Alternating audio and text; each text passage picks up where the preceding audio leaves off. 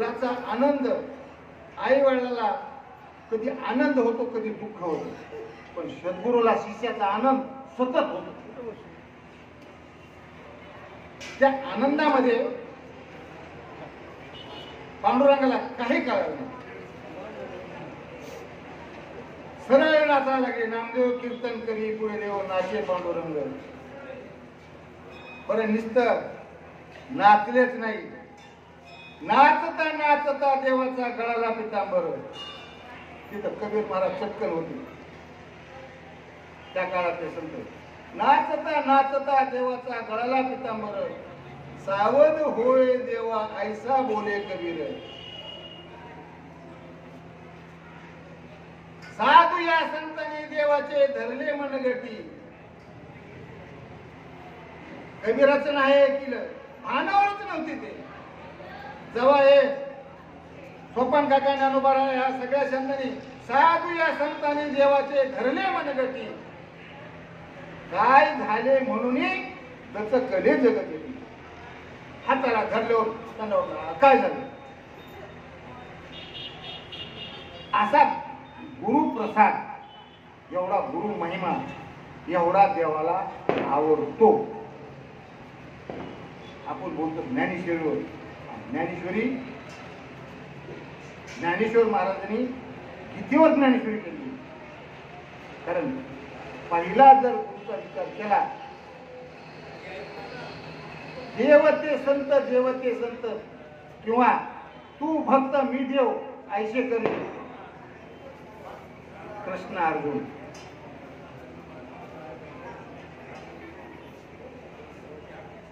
देव कृष्ण, भक्त अर्जुन, शिष्य गुरु, शिष्य अर्जुन, गुरु कृष्ण.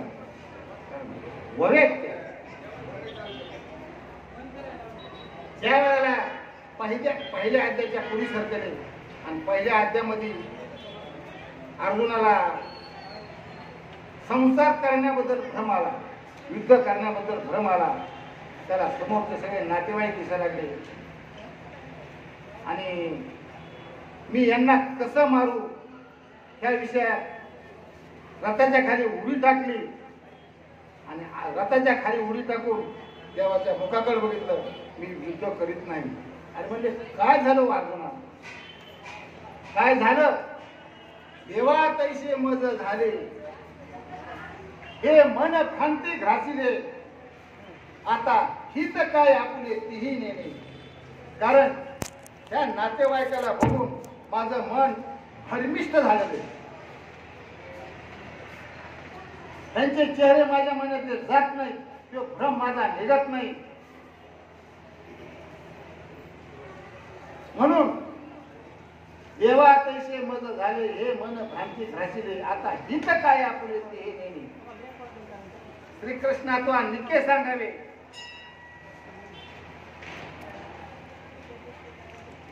तू गुरु बंधू पिता, तू आमची इष्ट देवता, तुझी सदा रक्षिता, आपाती आमची. कारण गुरु निस्ता गुरु नाही, गुरु बंधू पिता मायबाप तुझेच. मला त्या भ्रमातून काढणार जर असेल तुझेच.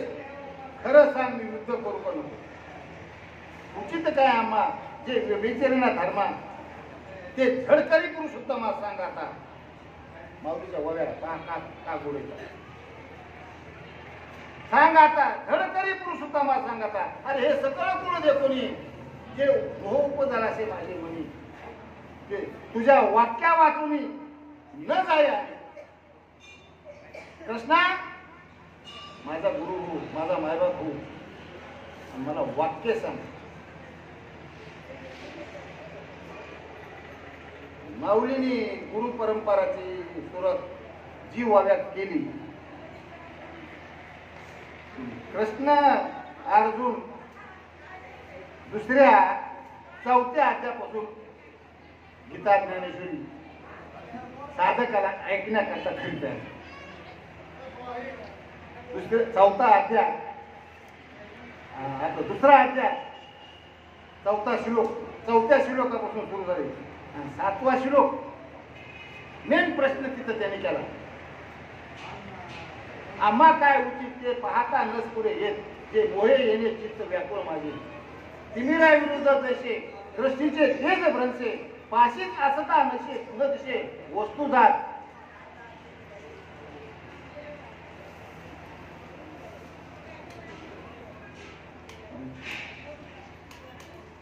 देव त्याच्या करताच बसला होता.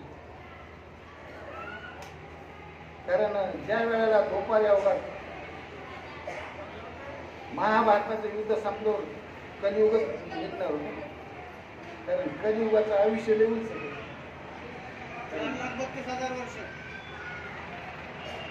कलियुगाचं 100 वर्ष, मानवाचं आयुष्य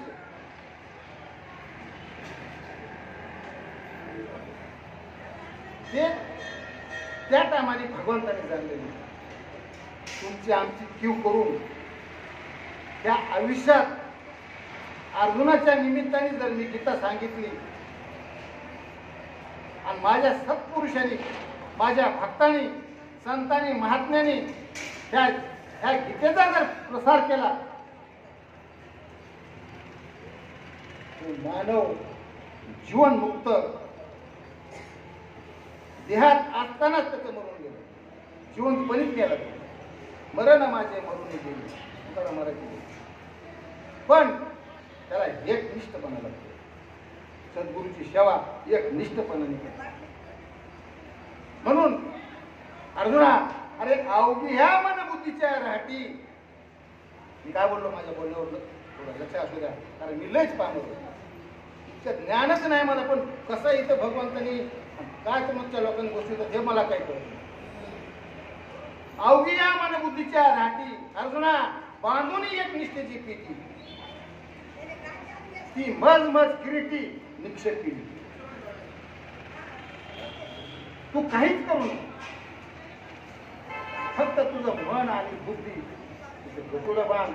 माझ्यापाशी आणून तू कुठं माझ्या हाताकडे बघितलं माझ्यापाशी, कारण मी तिथंच बसलो. मग हो मज सारिका होईल, त्याचा अनभाव जाईल. अमृत आत राहिलं तया मरण त्याचे. साधूचे वाक्य, अमृत आत राहिलं तया मरण त्याचे.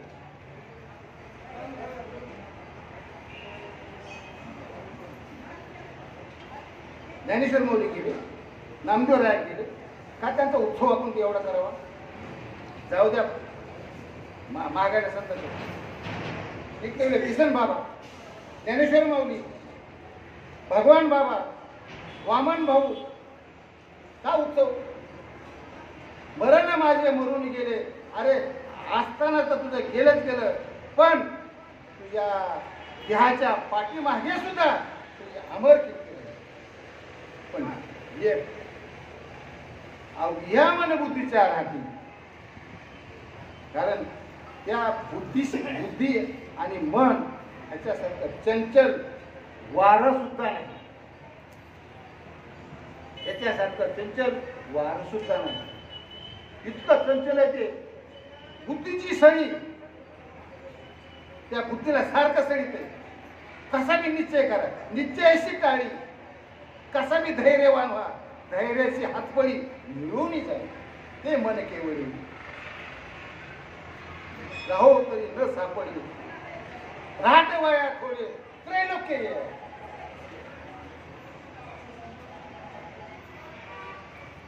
त्रैलोक्याला मला आवडत नाही, तेव्हा मला कसं आवडेल.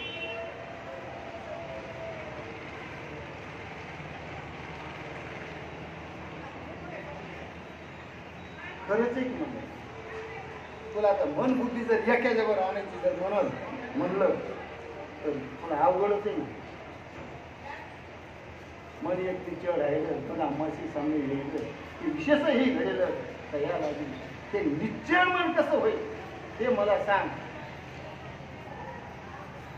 बाकी दुसरं सांगण्यापेक्षा मला हे सांग, त्या तुला गुरु म्हणले.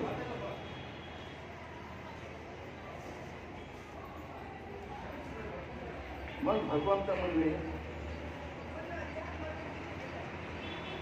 मनाचा स्वभाव चपळ असेल, पण त्या मनाला जर याचा सवय लागली ना की मन त्याला सोडित नाही. तो कृष्ण मनाची साथची त्या मनाचा चपळ किरची स्वभाव होता. पण त्या मनाला बाकीच्या नादी लावण्यापेक्षा तू हळूहळू वैराग्याचे आधारे जे मन आकाशाच्या मोहरे कितुलीनी अवतरे फिरावे अभ्यासाच्या ह्याच्यात गुंतूनच ना तर ते मन हळूहळू हळूहळू स्थिर होईल.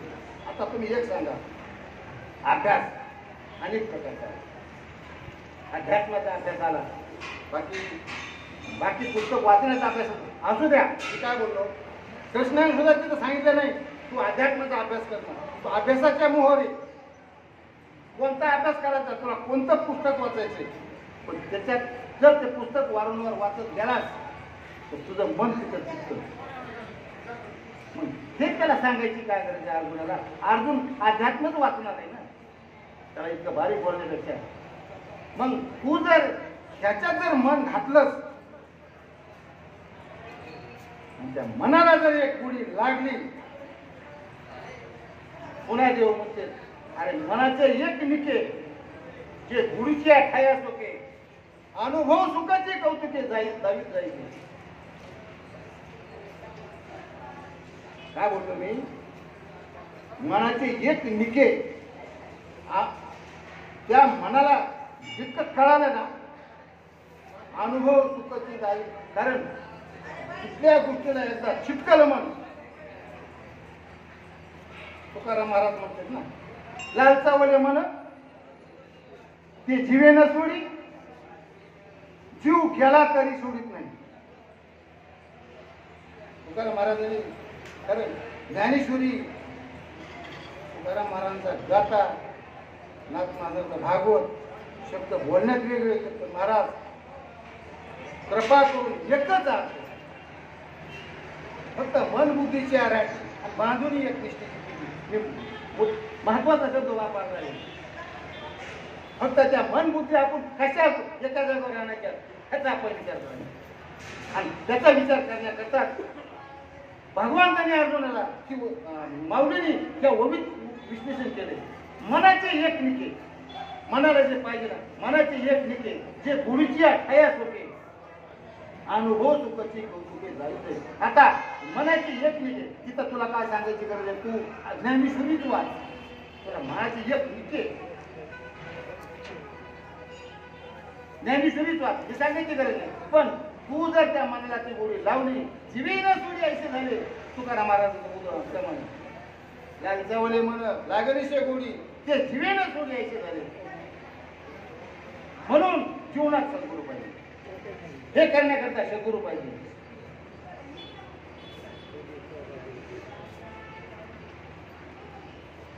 सहज आपलं उदाहरण देतो मी, कुणाला बोललेलं सगळ्यालाच माहित असेल. मुंबईला झिपीला मुंगळा तितकाला गोळाला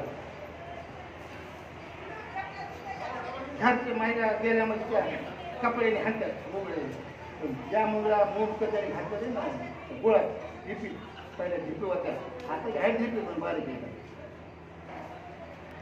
त्या मुंगळ्याला तर बाकीचे मुंगळे जाते ना वाऱ्याने झटकेलं, पण ज्याचं मुंडकं त्या झिपीत गेलंय ना त्याला किती झटलं त्याचं मुंडकच तुटून येते, निघून जातं मुंडकं सुटत नाही. इतकी गोडी परमार्थाची लागली पाहिजे. त्याचंच प्रमाण तुकाराम महाराजांनी अर्ध्या उत्तरमध्ये जीवेन सोडी ऐशी झाली. देह जाऊ अथवा राहू पांडुरंगी विरळ व्हावं. आज मी बोलतो मी त्या काळातलं नाही, त्या महात्म्याने तर हाडाचे काड्या केलं. तुम्ही हाडाचे काढे कोण नका, तुम्ही वेळेच्या वेळेला जेवण करा, पण मन बुद्धी त्याच्यात तिथे काढू नका. अवघी या मन बुद्धीची आराखी. मग बुद्धियुक्तात झाल्या पाडता कर्मबंधू सुरुवात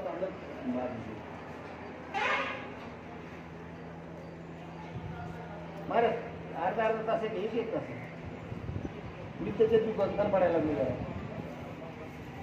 अजून 15 मिनिटं ना.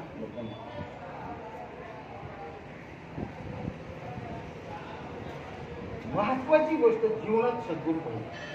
आणि महत्वाची गोष्ट फक्त एकच वैरी जर शरीरात असेल त्याचं नाव आहे मन बुद्धी. बाकीची इंद्रिय काय करते? काहीच करीत नाही इंद्रिय. फक्त मन बुद्धी तुझ्या काय ठेवा.